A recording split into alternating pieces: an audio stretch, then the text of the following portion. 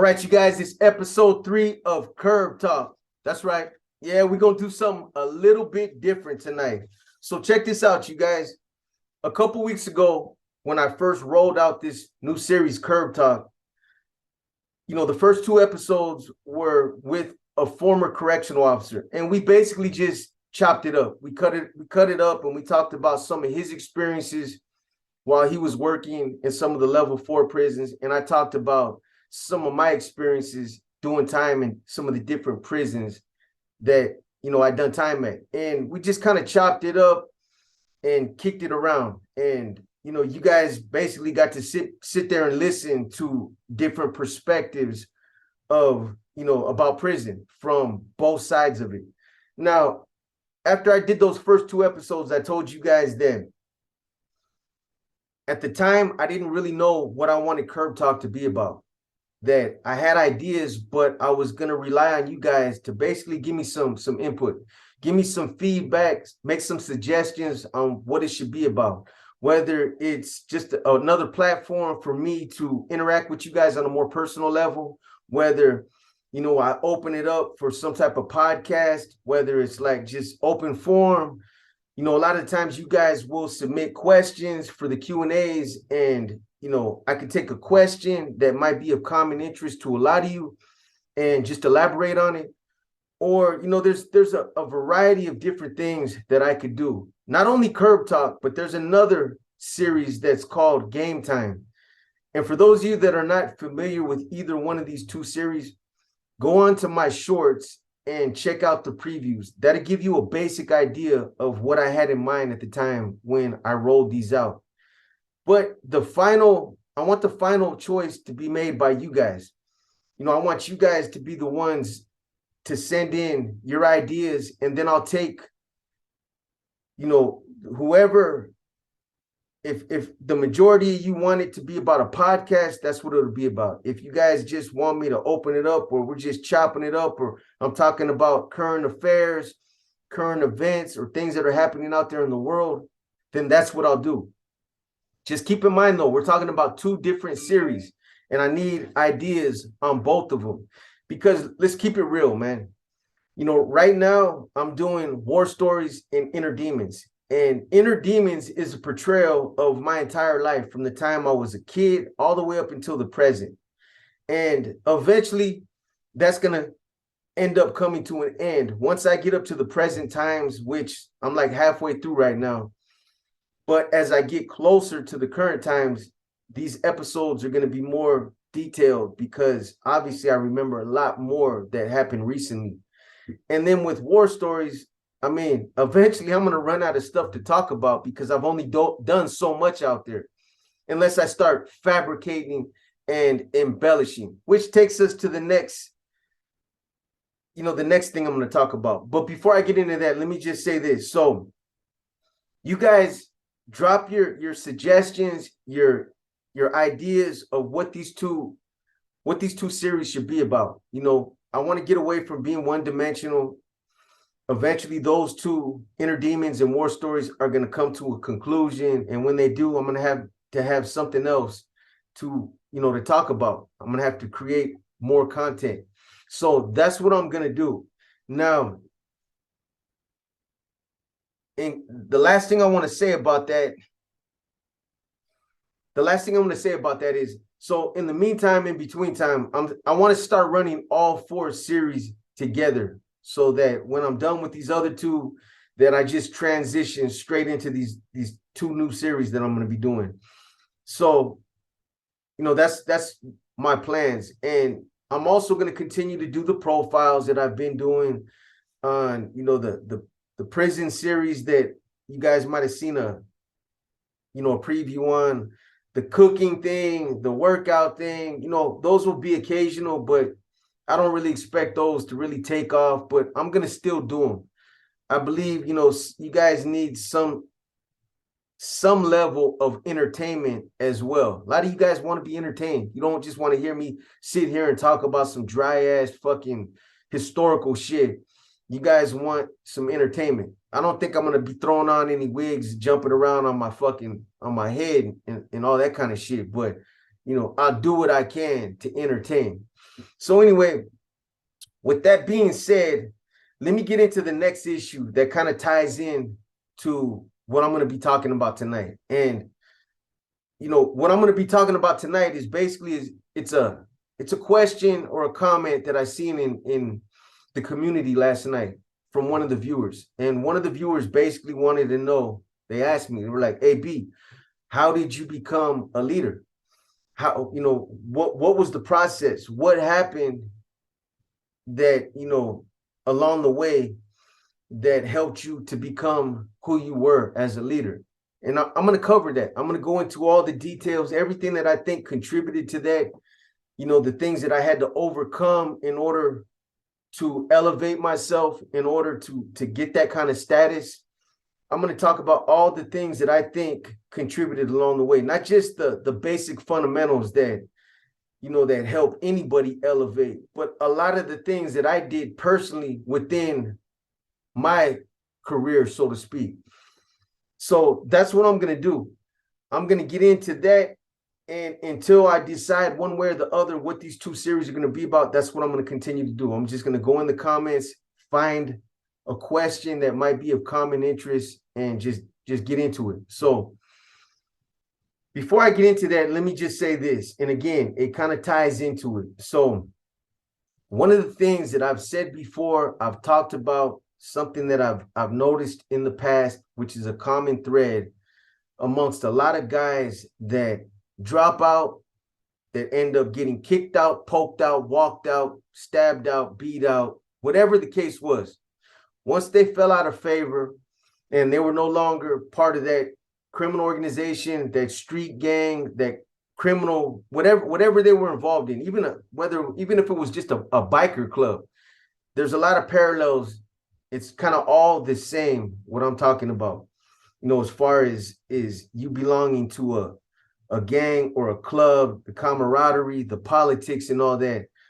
A lot of guys that fall out of favor, that experience that type of lifestyle, one of the common threads that I've noticed is that, at some point, if they start talking about some of their experiences, some of the things that they've been through, they start to embellish. They embellish, they lie, they fabricate, they create these personas and these illusions about themselves that are just straight frivolous. It's bullshit, buffoonery, fuckery.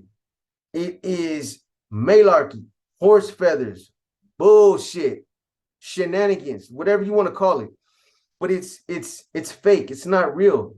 I see it all the time. Cats are claiming the fame that they were a leader over here, that they ran this yard, that they were regimental commander, or they ran this town, or they ran this city, or they ran this county.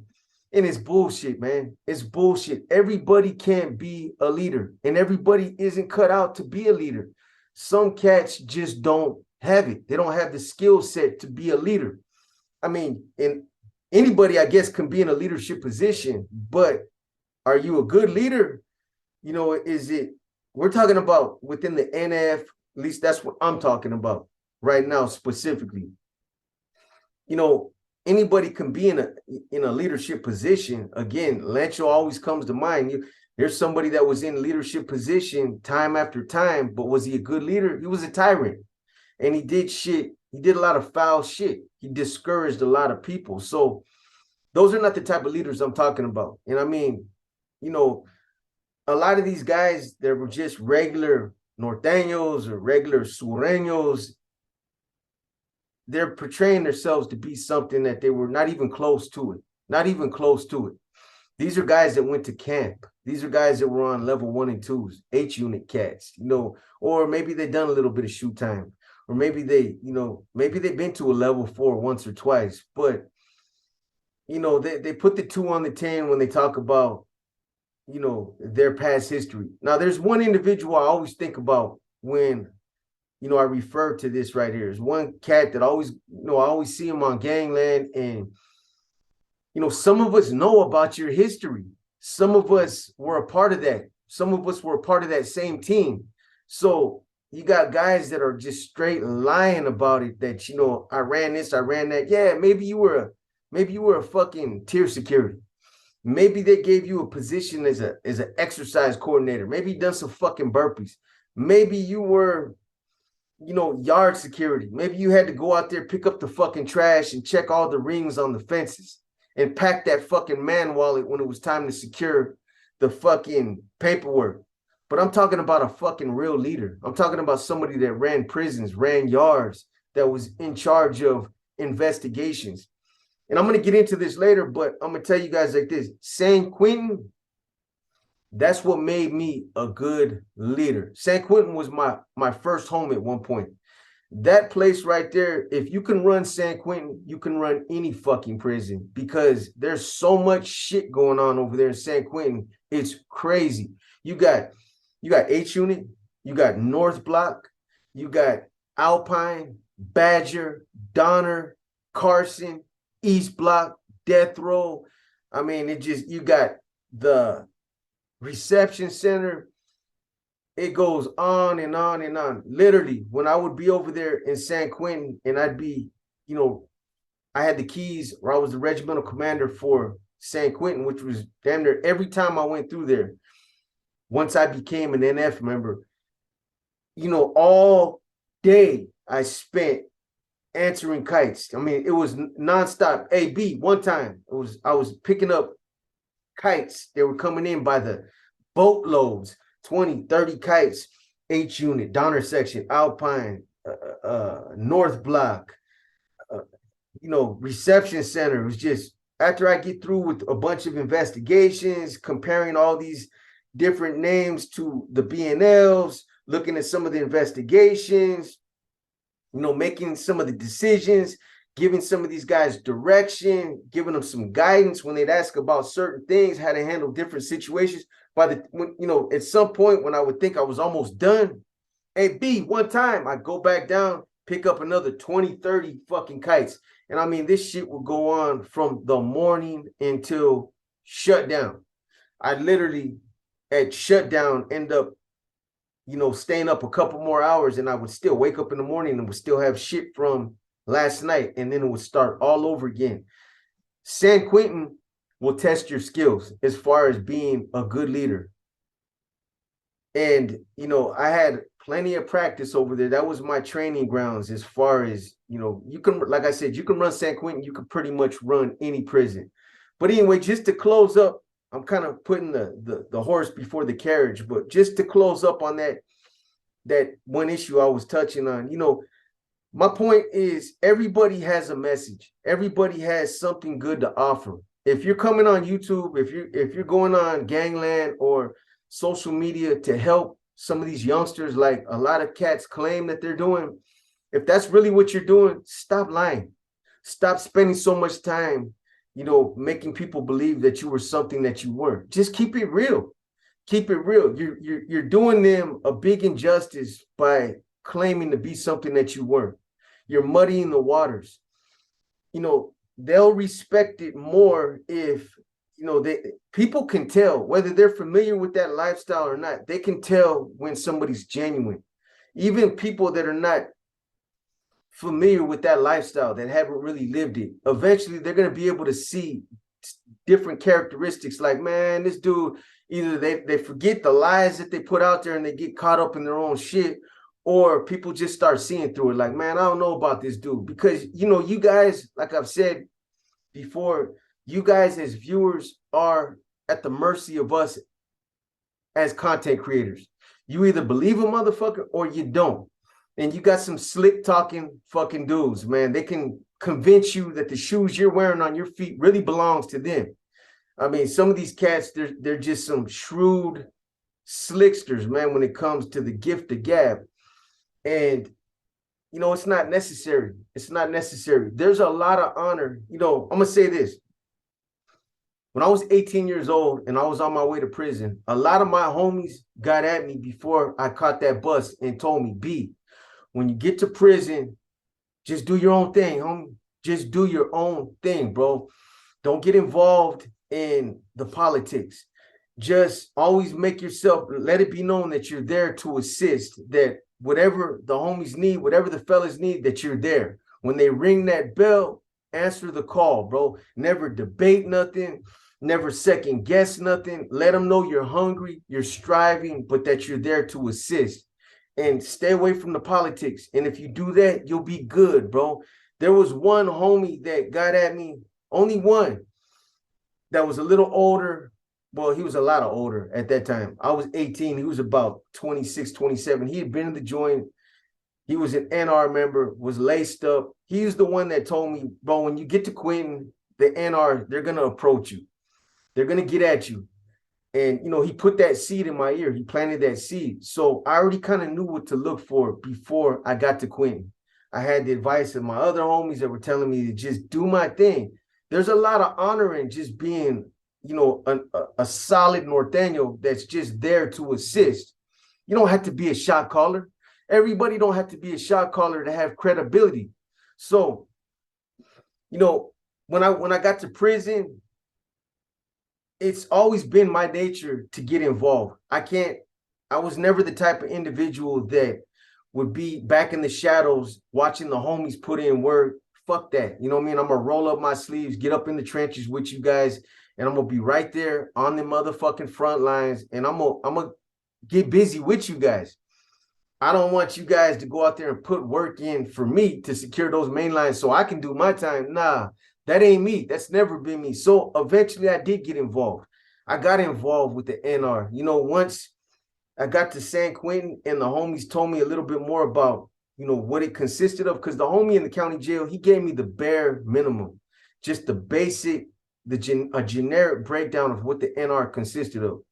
You know, these are the soldiers. These are the guys that put in the work, you know, when the norteños are trying to be oppressed, or when, you know, other group segments out there are trying to take advantage of them, or trying to tell them they can't, you know, they can't take their shirts off because they got norteño blasted on them, or, you know, they don't give them the, you know, social status of equality. They don't allow them to get some of the better paying jobs out there, or, you know, everybody else got 5 phones and they only got 2. They got 3 tables, everybody else got 8.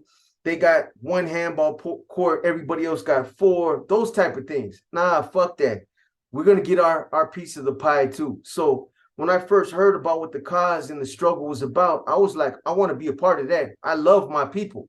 So, you know, I'm going to go out there and I'm going to, you know, I'm going to be a soldier. I'm going to be right there on the front lines with the other soldiers, with the other homies that are out there putting in work. So, you know, I just couldn't see myself, you know, sliding back and watching other homeboys put in all the work. That's just not me.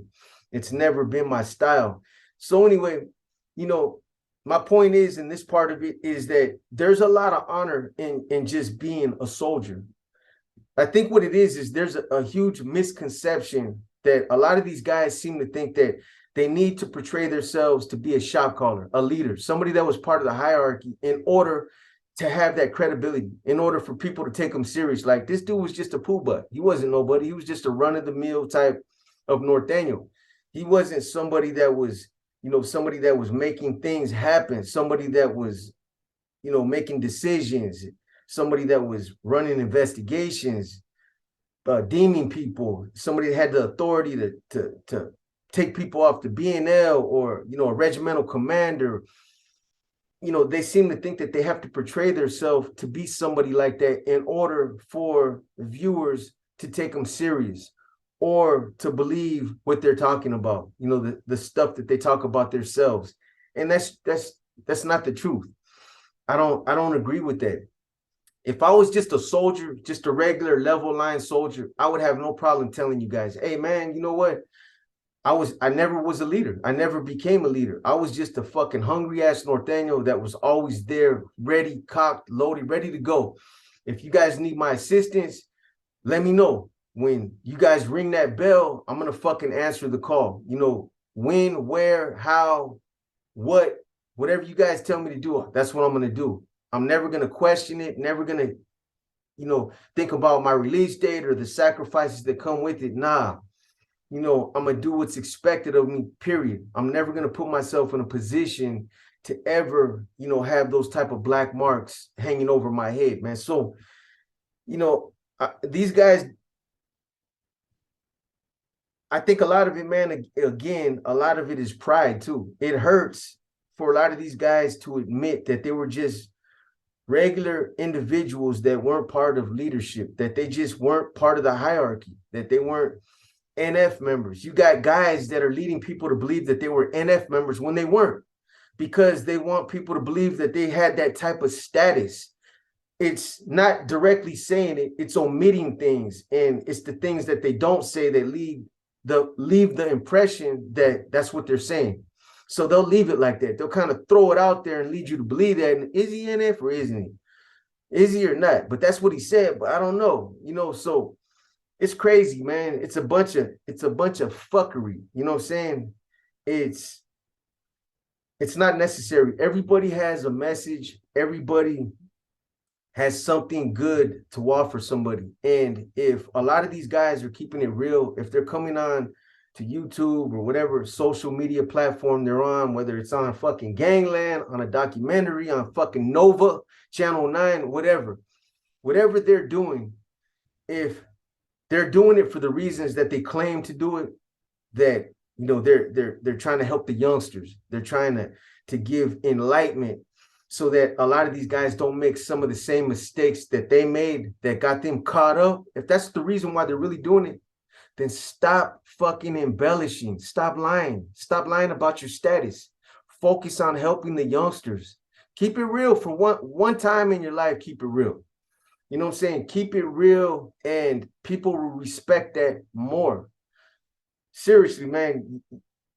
Maybe some of you guys as viewers need to let these guys know, hey, it's okay, man, to just, just to be a regular Norteño, to just be somebody that was there for assistance, because you still got the knowledge, you still got all the information, you still got a message that will help somebody. I don't know, man, but, I used to take it personal because, I used to sit back and listen to it, and I used to be like, man, I'd be tempted to jump on YouTube and to discredit people and pull their covers. But, I just said, you know what, man, fuck it. I'm going to stay in my lane.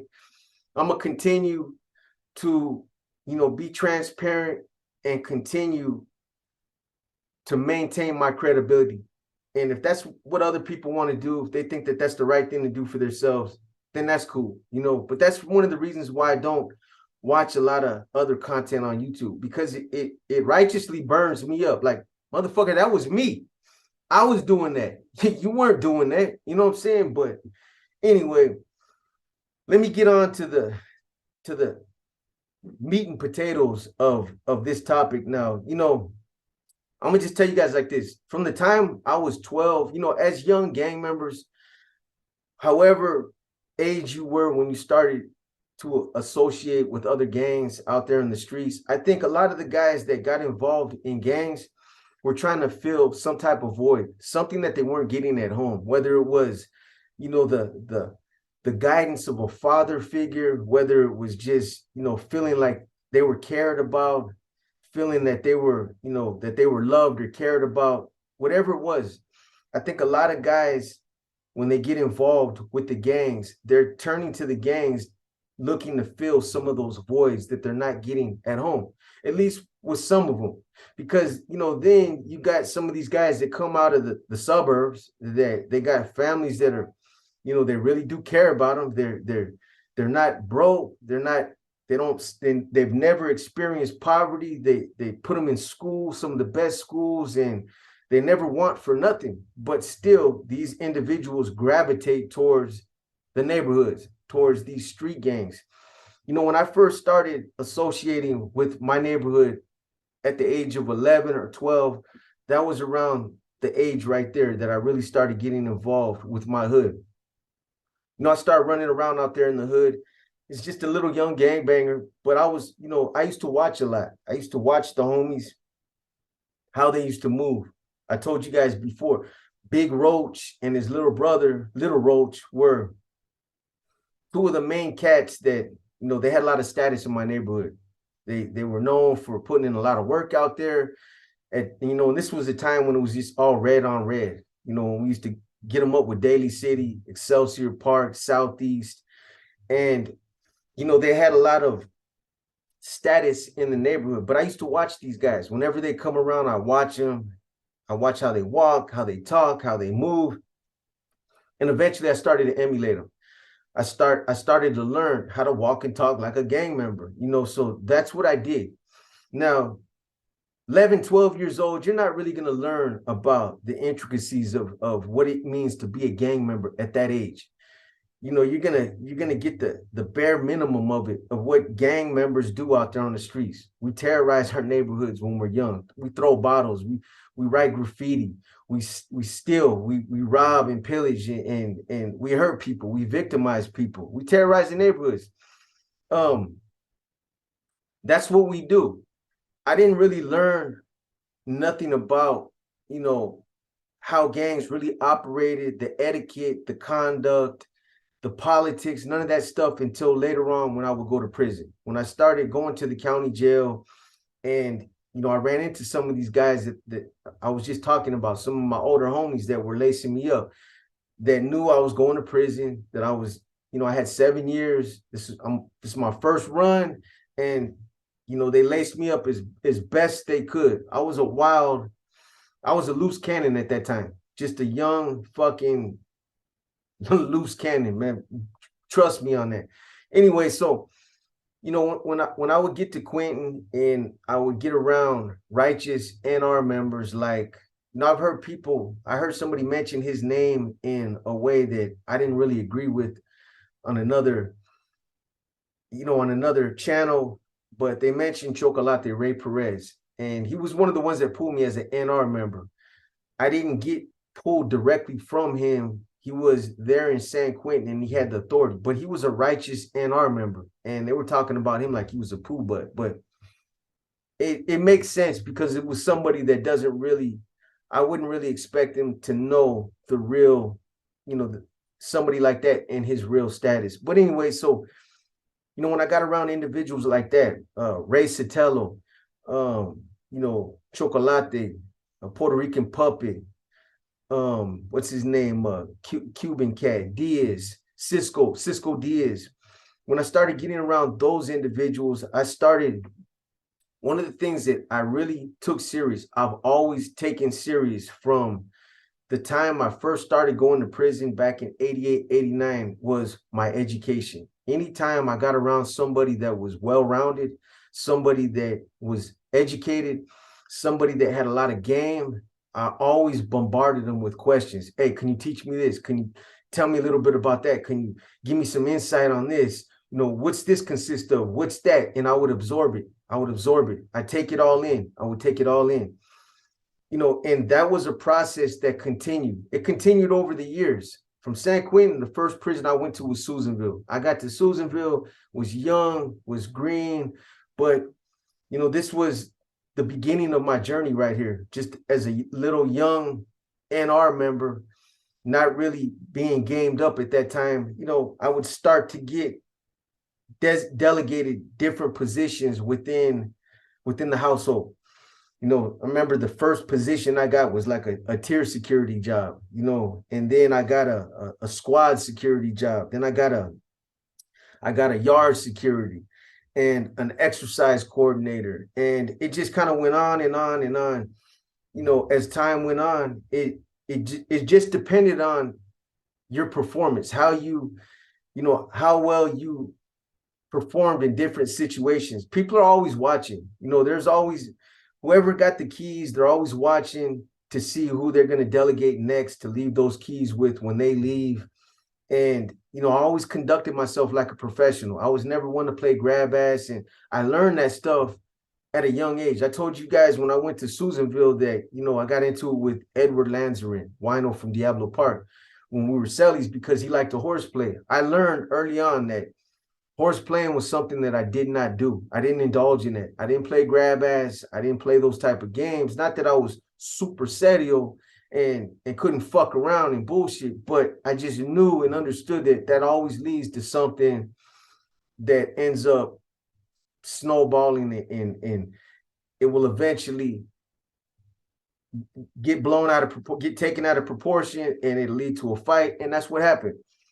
So, I just started, when I started getting around other more seasoned hermanos, like Federico Arevalo from San Francisco. You guys might remember me talking about him. He was up there in Susanville.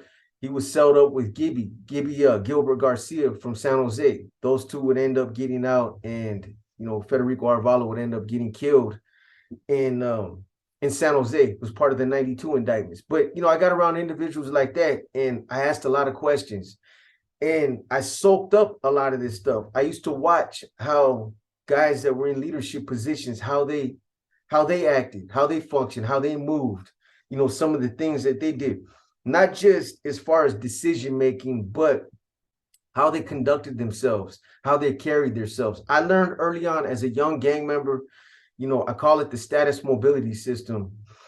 But I learned early on that the more violent you are, the more status and the more respect you're going to get.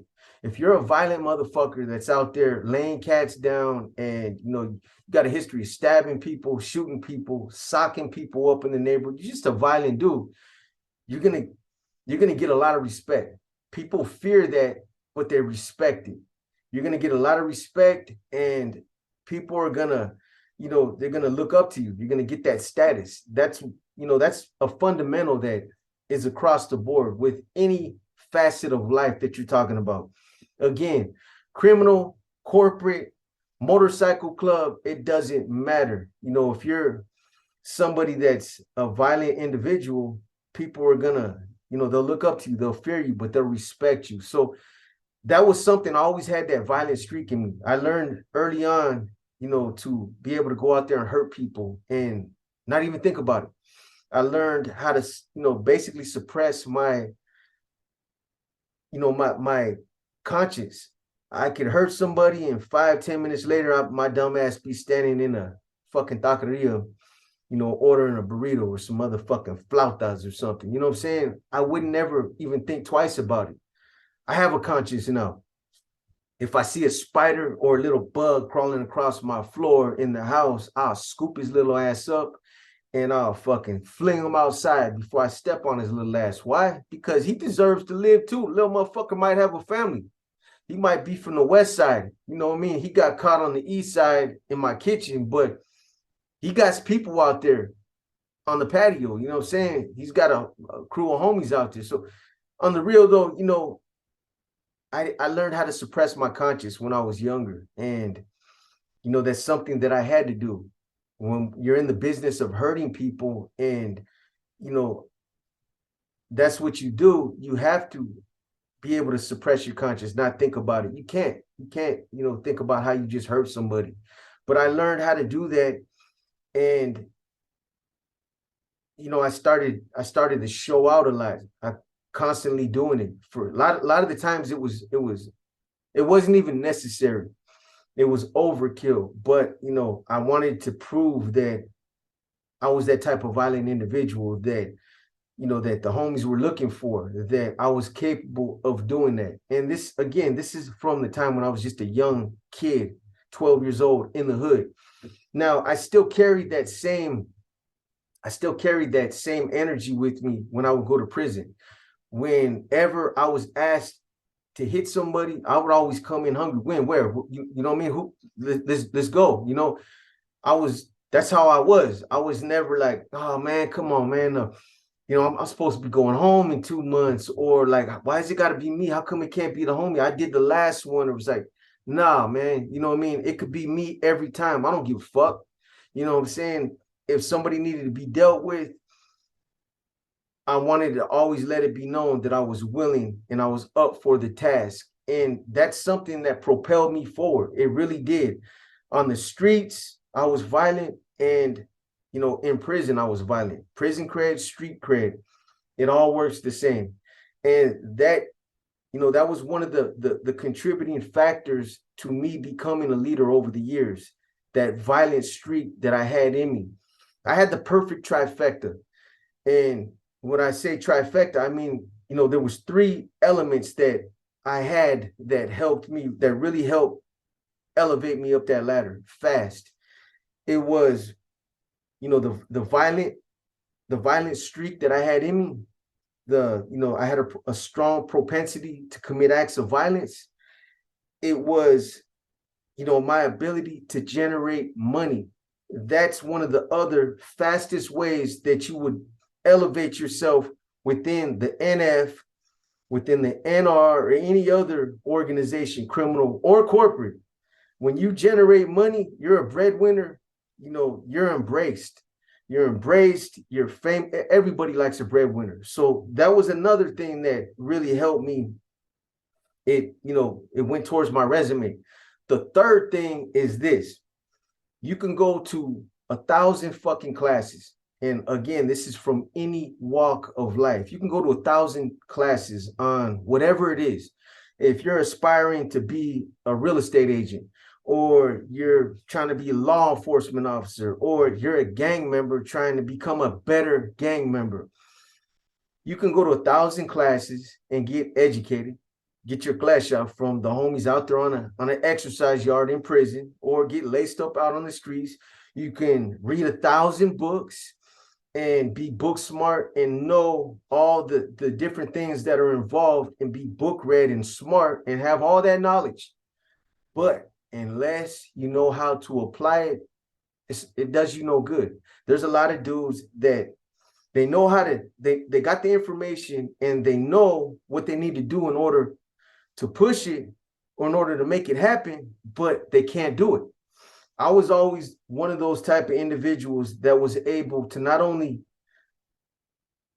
absorb that, that schooling, but I was able to go out there and apply it. When we study things up in Pelican Bay on better business etiquette, better, business acumen, things like that, how to establish a legitimate business and use that business as a front to wash the books, to clean the books, money laundering, or how to establish a regiment, how to establish your chain of command, how to move your guns around, how to invest your money, how to recruit, how to do all the grunt work, all these different things. A lot of times, a lot of guys will have they went to the same fucking classes I went to, they got the same information, but they don't know how to go out there and apply it. And that's what makes you stand out. If you're somebody that can go out there and apply the schooling that you pick up, that will help you tremendously. Now, I'm speeding forward, because I don't want to make this too complicated, but I got pulled. Eventually, I would end up getting pulled as an NF member. Now, when I was an NR member, I went through that whole movement. I basically, at one point in time, I had basically held down every position within that movement, from an OA to a yard security, to a exercise coordinator, to tier security, to a squad member, a squad leader. So I had held down every position. When they had the category system, I elevated myself up those categories all the way to a Cat 3 when it was legit. And I didn't lie about it. Like I told you, a lot of NR members were doing at that time when they were taking that out of context, claiming to be a level 3 when they weren't, a category 3 member when they weren't. I had, actually achieved those, those different levels from different things that I was doing over the course of time. I got bumped up. Now, eventually I would get recruited by Mike Eo and MC, or Mike Eo, MC, and Big Smiley in San Quentin. Now, these two guys were completely diametric in character. They were completely different. Mike Eo was laid back, had a real laid back type of mean about himself. He was approachable. He was somebody that would take time to nurture and educate you. He was a walking encyclopedia when it came to NF history, NR history, the protocols. Just, he had all the information. He's somebody that you would approach him, AMC, man, could you talk a little bit about this? Can you give me some game on that? He'd get double fisted, 2 cups of coffee and a fraujo, and let's walk the fucking yard. And we walked the track. And he would just lace you up. So, I embraced him as my mentor. I learned a lot of good shit from that guy. And, I can't emphasize that enough. The things that I learned from him helped me throughout my career in a lot of ways. Now, Big Smiley was completely different. He wasn't approachable. He was somebody that he was a tyrant. He wanted the younger Norteños to basically eat out the palm of his hands. He was one of those NF members that wanted everybody to know, look at me, I'm NF, I'm a leader, I call shots. And he liked that attention. He was full of himself, and he became his own worst enemy. You guys know what happened with him. He was the one that was involved in the D facility dilemmas. Now, the other thing that he would do is he would completely just, he would reprimand you on the tier openly in front of everybody, dropouts, sureños, the COs, other group segments, and we don't operate like that. He did a lot of bad shit that you just don't do. If you were just a younger Norteño that would approach him about schooling you or something, and he was talking to another carnal, hey, he would get at you like, hey, you see I'm talking to another carnale right now? Don't ever come and interrupt me like that. Take a walk. You know what I'm saying? This is my carnal right here. You know what I'm saying? So have some respect. Otherwise, I'm going to have you doing 22s for the rest of the day. So that's the type of dude he was. Shit ain't necessary, but he would spank you verbally like that, openly, and, just cut you down in front of everybody so everybody could hear. Now, every time I got around individuals like Mikeel, like I said, I continued to ask questions. I knew he was a wealth of information. I knew that Mikeel had a lot of experience, had a lot of history. So every opportunity that I had with him while I was there with him in San Quentin or on the streets, I would ask questions. Can you break this down? I got a question about this. And he's seen that. He's seen that hunger. He's seen that, that I was striving. I know a lot of people say that they were striving and that they were hungry, but I like to have a conversation with some of those same individuals. What's your definition of striving? How were you hungry?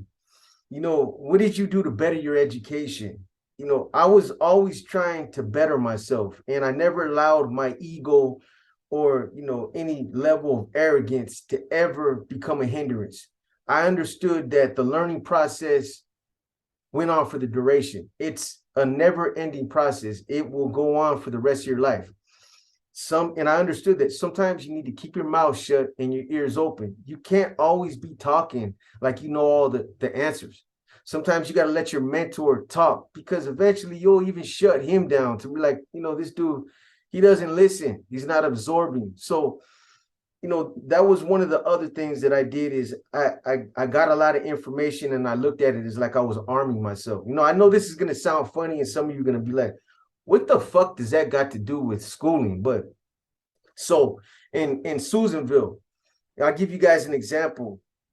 They used to give us these big ass fucking chocolate chip cookies. I mean, these motherfuckers were huge.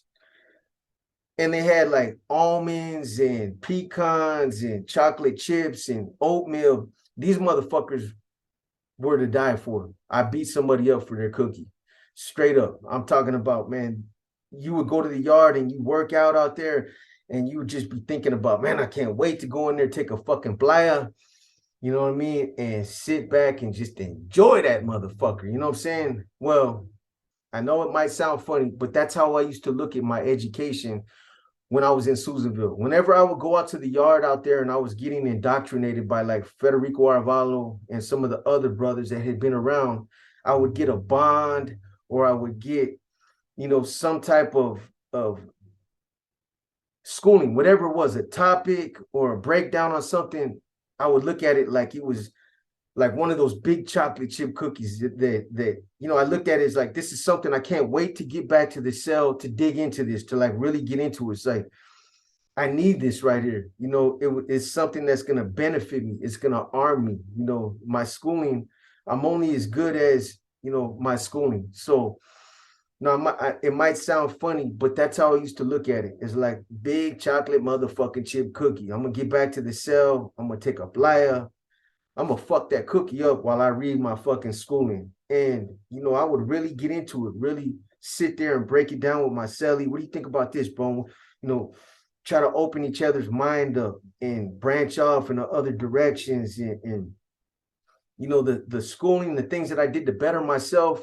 When I was up there in Pelican Bay, I tried to, I studied a dictionary. I read a whole dictionary to try to improve my vocabulary, even though, let's keep it real, I'm not a polished speaker. I'm not the most articulate speaker. I've never been one. I'm just a regular, I just speak regular right from my heart. What you see is what you get. But I keep it real. It's raw, it's gritty. I use a lot of slang, a lot of profanity. And that might not be a good thing in some people's eyes, but at least it's the real me, it's authentic. I've just never been one to be a real articulate, polished speaker. And so there's some people that are, even though I studied the dictionary, even though I studied the thesaurus. So anyway, what I wanted to say is, so every time I would get around Mike Hill and some of the other brothers that came through San Quentin, like Baki and there's a bunch of them. When I think back, Chico was another one that was laced up and was, just real sharp. A lot of those guys that are from Salinas, they were really sharp. They were really educated, and they stood out in my eyes. And I know, if they stood out to me, they stood out to a lot of people. But I would talk to them and I was intrigued by, like, damn, this dude's, he represents himself well. He carries himself well. His schooling, it comes across on paper. It comes across when he's representing himself. When I would start to become a leader, because everybody doesn't have leadership qualities. Everybody's not a leader. It's not like I sat back and I aspired to be a leader. Honestly, I was a soldier. I started out just being a soldier, and in my mind, I was just like, you know what, I'm going to continue to just do what's asked of me and continue forward with my commitment. And eventually the leadership skills would eventually start showing themselves, the things the way I would carry myself, the way that, I represent myself, the way that I was always hungry, trying to, accumulate more schooling. When I'm going to say it was around 92, 93, when I started, when I came back after my first term and I started going through Quentin on a lot of violations, that's when I guess a lot of the things that I was picking up, they started to shine through, because guys that were always coming through, that were always being delegated the OA position, guys like Chico, there's another homeboy, Alex from Watsonville. Then you got, MC from Salinas, Baki from Salinas. There's a bunch of them, but they were always the ones that would hold those positions down. The regimental commander position, the OA, whatever you want to call it. A lot of the times when they would be getting ready to leave, they would just get at me and be like, hey, B, when I leave, I'm going to leave the keys to you. I remember the first time that was told to me in San Quentin, and it was like, damn, like I said, San Quentin is a motherfucker to run. That prison, there's a lot involved. You have to really make a lot of decisions. You have to be hands-on and be deep involved in a lot of shit. And, I tripped out when guys that were leaving, they would leave me the keys over other people. And it validated in my mind that, well, I guess, I'm picking up some of those skills, those leadership skills. It validated it in my mind, because they would leave and I would get those keys. And, I never allowed it to get to my head. I was always, in a leadership position. When I first started, I would always treat people with that same dignity and respect that I would expect to be treated had they been in that position. When it came to investigations, I always gave everybody the same benefit of the doubt that I would expect if it was me in that situation. I was always trying to take any kind of investigation, I would take it serious, look at it from all angles.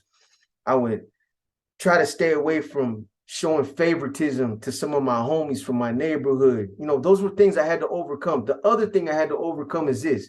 So me and Chico would be out there on the yard, and, he would have the OA position when I was still just a young 22-year-old. And he would let the homies know, when I leave, I'm leaving the keys to B. This is going to be the new OA right here. So we'd be out there together, kind of running the yard. And, he'd do this so that I have a little bit of hands-on experience before, and that transition would just, I'd slide in easy. But once he caught a bus and left, right? So some of the things that I had to overcome were, one, I used to be antisocial. I was never one that liked to speak around people. I didn't really talk to people that much unless they talked to me. Otherwise, I stayed quiet. I probably came off as being kind of standoffish. And, again, I wasn't a real articulate speaker. So those were things that for me, they were like mental stumbling blocks. They were things that I felt like they hindered me in the beginning, because so Chico would be out there just, he had the gift of gab to be able to just, go over multiple issues without stuttering, just, this is what's going to happen with this. And, as far as like when we do education, when we hold klesha, he'd take a topic and he'd just be able to just recite it, just go off, and then he turned to me and he'd like, hey, B, you got any insight? And it was at times like this that I had to step up, and this is when I had to show that I had some skills as a leader. It was either you sink or you swim. And when I got put in those positions, luckily I was able to step up and I was up for the task. Whatever it was that we were talking about, I gave my input, my advice. Another stumbling block I had to overcome is I thought that when I was younger, I thought that my ideas, my perspectives, my opinions, my outlooks about certain things, I felt like people would look at him as like, that's stupid. Like, come on, bro, this dude's stupid. He ain't no fucking leader. You know what I'm saying? I was mind fucking myself, when in actuality, when I would say certain things, some of the homies would be like, bro, that's some good shit, homie. Can you give me some more game on that? I never thought about it like that. And although it's something that's simple, and you would think that it's of common knowledge, just hearing you talk about it, man, it kind of opened up my mind, and it took the blinders off. So I realized that no, people weren't thinking that the things I had to say weren't stupid. So I overcome those things, being antisocial, not being a polished speaker, and the mentally stumbling blocks, like thinking that the stuff I talked about was relevant when it was. I learned like everybody else. And then when what gave me confidence is when I would hear some of these other dudes talk. When I would hear them talk, it was like, well, hey, that ain't exactly $1,000 answer either. You know what I'm saying? So it's like, I realized that I was kind of, mind fucking myself, and these were stumbling blocks I was kind of creating for myself. But, again, I can't say that I never aspired to just be a leader. Like, that's what I was really gunning for. I want to be a leader. I want to sit up at the top of the organization in one of those 3 high offices, or part of one of those 2 councils, and just be part of the leadership. I never thought about that directly. However, what I did think about is just continuing to elevate my status. Yeah, I didn't want to just be an NR member. Yeah, I didn't just want to be a regular soldado. Yeah, I didn't want to just be a Cat 1 or a Cat 2. Yeah, I wanted to be a Cat 3. If I could continue to elevate myself up and get into one of those 2 councils or one of those 3 high offices, then that was added responsibility and extra, an extra position that I would be delegated based on, my performance. And eventually it came to fruition.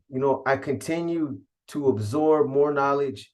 I continued to do what was asked of me. Anytime I was asked to do something, I went that extra mile. Again, I never questioned nothing. Being able to take directives, and, when somebody gives you an assignment or something, going out there, acing it, not questioning it, I was able to do that. Again, the trifecta that I mentioned, those 3 things right there, without a doubt, will help anybody. The third thing, being able to apply that schooling, that's something that holds a lot of homeboys back. I've seen it. I've seen it. Homeboys that were up there with me in the Bay, that were there in some of the same classes that I went to, but they didn't know how to go out there and apply it. There's just again, in any walk of life, no matter what you're dealing with, you got some people that can go to seminars and go to workshops and listen to these guys talk, and these PowerPoint presentations, and you'll hear somebody break something down from A to Z. And you'll have two people in that same class. Well, both of them get the same information. One of them is able to take that, and they're able to take those tools and go out and apply it and make something happen for them. Where the other one, he just doesn't have, he doesn't have the knack to do it. He understands what's involved, but as far as going out there, okay, well, what do I do? Do I do this first, or do I do that first? How do I get this? Well, how do I get that? And so they're not able to do it. Those are the things that contributed to me being, to becoming a leader. And I'm going to say this too. I learned through the course of time that there's two types of leaders. There's two types. You have one that's a tyrant, and he's somebody that wants to be in a leadership position because he's power hungry, and he's only thinking about how he can benefit from it, what he can gain from it. And he doesn't care about abusing and stepping over some of the homies in order to, to get whatever he wants to get. And he's really not respected. His manpower will listen to him because they're obligated, because they have to. But that's the wrong reasons. Do you want somebody to listen to you because they have to listen to you, they're obligated to listen to you, or because they respect you and they believe in you as a leader? So there was one time in Quentin, and again, I got to bring up this idiot because, to be honest with you guys, me and Lencho, we had a lot of history together. So it's almost inevitable for me to, when I talk about a lot of the shit that happened during current times, like during the 90s, or between like at the beginning of the millennium, like we were out there running together. So unfortunately, I have a lot of experience running with this fool. But on one occasion, he came through, and I'm not going to get into a big old long detailed story about this, but basically what happened was, and some of you might remember this. So I'm in San Quentin.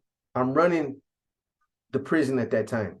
I had been there a couple months, and it's just like every other time that I came through there.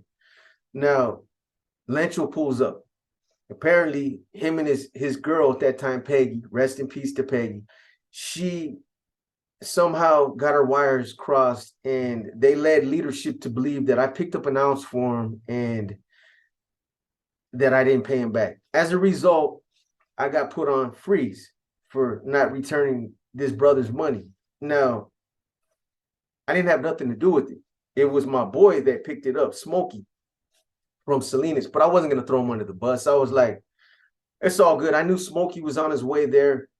He was caught up in the county jail. He's getting ready to get sentenced, and I knew he was going to show up any day. So I'm like, he'll straighten it out when he gets here. But my point is, when Lencho got there, he couldn't wait. He got there and he's like, hey, you're on freeze per Pinky, Corny, Skip. He's like, they told me to take over the RA, the RC position. So until then, you're to stand down. Everything goes to me. And I was like, this fucking dude. I'm like, at first I'm pissed off because I didn't have nothing to do with it. And this is just, it's rocking the boat. There's just a lot of shit that was going to happen. And this weasel was going to be able to connive his way in and just fuck a lot of stuff up that I had going at that time. Anyway, so I had, Lencho wasn't even on the yard yet. He was still on CTQ in the building. It took like 30 days in order for you to get cleared to come out to the yard after you went to your initial 30-day ICC review. So he was still on walk alone.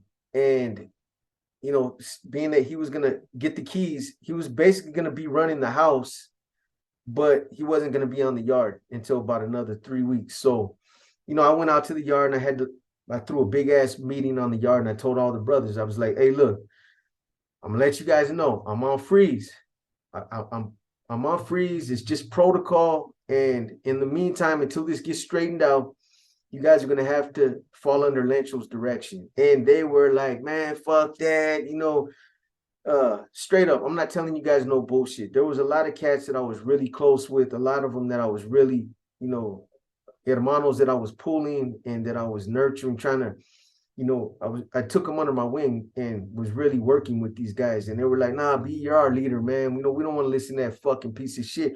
He's a tyrant. And I had to tell him, nah, look, you guys have to listen to him. You can't do that. He's a C. You're gonna end up getting yourself put in bad situation, man. You know what I'm saying? So just follow protocol. This is gonna get worked out, and eventually I'll take my position back. But in the meantime, you guys got to roll with the punches, man. Bottom line. So just that incident happening right there, it let me know that a lot of the homies, they respected me as a leader. They respected me, and they follow me because they follow me as a leader because, like I said, they not only respected me, but they wanted to take direction from me. Because again, I was a people kind of see, I was always for the brothers, man. I wasn't the kind of NF member that would go stand in the corner and try to look tough with the other NF members. When it would come time to do Makina, man, I take my fucking shit off, throw my towel on the ground and get right next to the homies. Or I get up in the front and I run the Makina myself. When it came time to do a remover or something, now we're going to go do it together. Me and these other two cats. I'm going to lead by example. I'm not just going to sit back and, bark orders. I would roll up my sleeves and get down in the trenches with the fellas. That's always been my style, and that's respected. People respect that. They don't respect these guys that get put in positions and they stay in the house shooting dope and they bark orders, and they ask you to do things that they wouldn't do themselves. And no, man, I was always fair. I always had the best interest at heart. And anybody that's ever done time with me, I promise you, I challenge anybody to come on YouTube, to pop into my live, anybody that has ever been there with me and say anything different, how I acted like a tyrant or how I never looked out for the people. There's nobody that can do it. I promise you. Nobody can ever say that. So that validated in my mind that I was being a good leader. It let me know that I was doing everything right, and that I wasn't being looked at as a tyrant like some of these other dudes. But I think those are the things that really kind of help contribute to me elevating my status over the years. Again, for that viewer that asked that question, it was those factors right there. Me being violent when I needed to, me having a strong propensity for committing acts of violence, me being able to generate a lot of money, being productive for the organization, and then being able to apply the things that I was learning. And then when I became a leader, to become a good leader, somebody that wasn't about favoritism or was individualistic, or somebody that was only thinking about how they could benefit. I was thinking about how the homies can benefit, how we can benefit as a collective, whether it was in prison or on the streets. And, I'm not saying this with no arrogance or nothing, but once I became a leader and I started to, to get these positions more and more, it was almost like automatic. Like anytime I called San Quentin my first home. I spent all the 90s in San Quentin. I spent, a couple years until the millennium, up until 2003, going through San Quentin. But I would always go through there, and it was almost like automatic when I would come through. The B's here, keys are going to be. I was never there where I ended up falling up under somebody else. Well, I can't say never. The only time was when Mikey was there, MC. Other than that, every time I went through there, I was never, and I didn't have a problem with that. There was one time when Bubba was there, Bubba from Salinas, and he's a younger C. He had the keys. And when I drove up, Bubba was like, hey, here, B, here's everything. Here's all the rosters. And I'm like, nah, bro, there's no reason for me to rock the boat. I'm not coming in here pulling rank just because I can. You know what I'm saying? You're doing a good job, bro. I'll I'll work with you and I'll be an advisor, a mentor, whatever you need me for. But you're doing a good job, homie. You know what I'm saying? You're laced up. I can kick back and relax. I can take some R&R while you run this fucking house. Because again, San Quentin will test your skills as a leader. That place is crazy when it comes to having to run that prison. There's all kinds of investigations. There's dope coming in. There's people getting stabbed left and right. There's a lot of transit, people coming and leaving all the time. There's, the BNL is like a scroll that's like 15 feet long. You know what I'm saying? So you're constantly in there doing something, answering somebody needs guidance, doing an investigation on somebody, comparing names and rosters to the BNL. There's just constantly one thing after the other. Somebody that done something, you got to make a decision on, okay, should I have this dude hit for insubordination or for threatening, the safety and security of the households? This guy disrespected, the OA over here. What should I do with that guy? Should I reprimand him?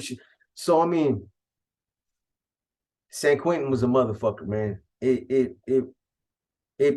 helped me become a more polished leader. And like I said, again, if you can run San Quentin, you can run any fucking prison. Chino is probably the equivalent of San Quentin because it's a reception center, and you got the same kind of activity over there. You got the main line, you got the reception, but the only thing that you don't have that San Quentin has is death row. And even death row, there's a lot of stuff that you have to deal with death row too, because there's brothers on death row over there. So anyway, I hope, I was able to shed some light on this topic for you guys. Again, I'm going to take certain topics that I see in the comments. You guys got something you want me to talk about in Curb Talk or Game Time? Put it in the community section. Put it in the community section and let it be known. Say, hey, B, this right here is an idea for Curb Talk, or this is an idea for Game Time. Again, Game Time and Curb Talk, both of the previews on those two series are in my shorts. So go on the shorts, check them out, and you'll get a feel of what I had in mind at the time of when I first, thought about those. Again, I'm going to do the series on the prison series on federal and state prison. I'm going to run those still. I'm going to continue to do my profiles. I'm going to still run the Q&As. I'm going to occasionally do a cooking video. I'm going to try to do some type of, workout video with you guys on a consistent basis. That's one that I'm going to take a little bit more of an interest in because it's going to benefit me too. It's been benefiting me. And I'm almost there where I'm going to start cutting those videos. So you guys, I'm depending on you to come with those ideas, whatever they are, put them in the community. It's 9 o'clock right now. I might try to do a quick live, but this is episode 3 of Curb Talk. I hope you guys enjoyed it. I hope some of you, especially the viewer that asked this question, I hope I was able to answer your question, that I gave enough insight and enough feedback to where you understand what worked for me and how I got there as an individual. Anyways, this is your boy B. This is Curb Talk. This is episode 3, and I'm out.